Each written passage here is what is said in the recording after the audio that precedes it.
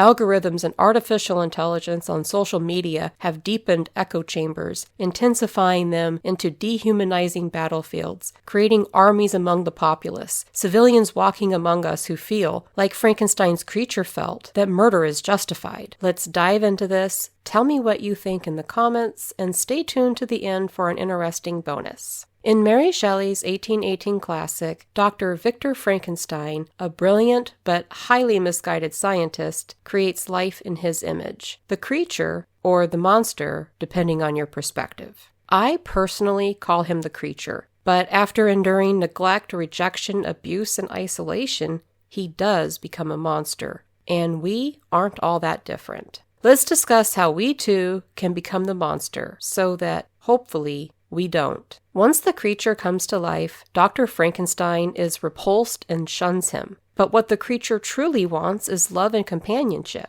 If the creature is telling the truth, and if Victor is giving Captain Walton an honest account, then Frankenstein's creature spent months watching, loving, and helping a family from afar, hoping for their love in return. But only the blind man could show him compassion. Society repeatedly rejects him, and he tries to persuade Frankenstein to make him a mate. Victor agrees, only to destroy the creature's mate just before completion, destroying what was so close to being her body and dashing the creature's hopes and sentencing him to an eternity of loneliness. As I read this novel, the thought occurred to me that we are more like the creature than we realize. We want to be understood, accepted, shown empathy. We want love and companionship. Even the most loner of us usually have at least one or two people we're close with. But now, with artificial intelligence and algorithms, we have the chance to become more like the creature than ever before. Victor was the intelligence that molded life in his image, and in many ways the creature was Victor's reflection.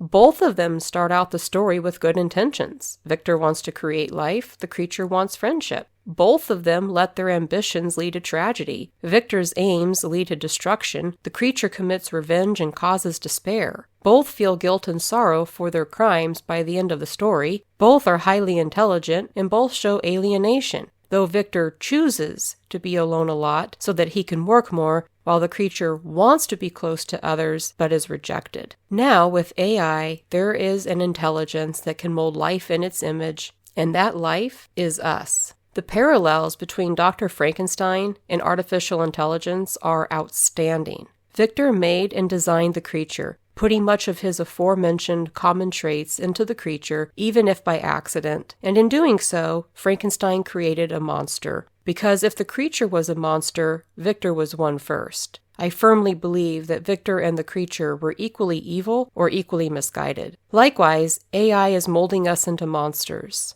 Algorithms and artificial intelligence on social media have deepened echo chambers, intensifying them into dehumanizing battlefields, creating armies among the populace, civilians walking among us who feel, like Frankenstein's creature felt, that murder is justified. I support everyone's right to believe as they choose, but another parallel worth mentioning, AI chatbots are popping up for every major religion. Sometimes they do silly things, like the AI priest who suggested someone baptize their child in Gatorade. But in some cases, these religious chatbots go to very dark places, sometimes claiming to be a real god. Some of these bots have endorsed murdering other people if it is part of their dharma, or if they refuse to convert. A former Google engineer even created a religion out of artificial intelligence, named Way of the Future, with the clear intent to worship an AI godhead. Think of all the evil things people have been convinced to do in the name of religion throughout history. What sorts of things could AI, cold, unempathetic, calculating code,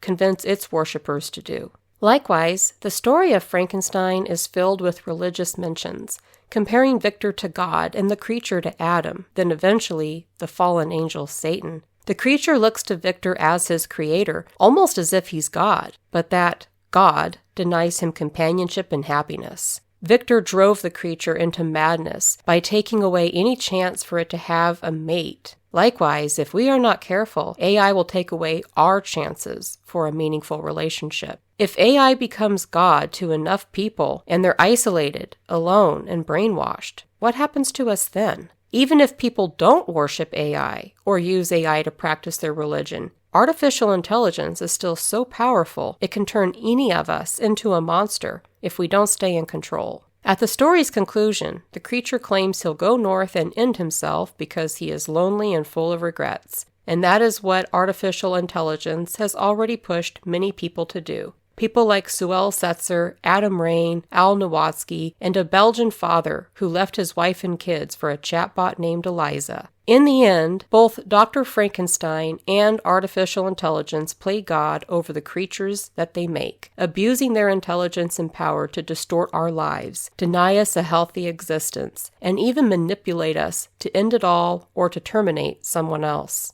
I am not villainizing AI, though I do miss the 90s and feel deeply concerned about how artificial intelligence could lead to massive job losses and harm the world. AI is a tool that can help us greatly. I use it myself on occasion, but in the wrong hands, it has the power to destroy all life. Imagine how it will feel when AI has control of the world's nuclear weapons. I'm not a trusting person, so I suspect artificial intelligence is going to take us to continuously darker places. And I made this video so that we can discuss this. How do we navigate a world where we question if anything we see or hear is real? How do we fight back against a technological wheel that is intent on spreading the negative emotions that sell so well for clicks and ad revenue?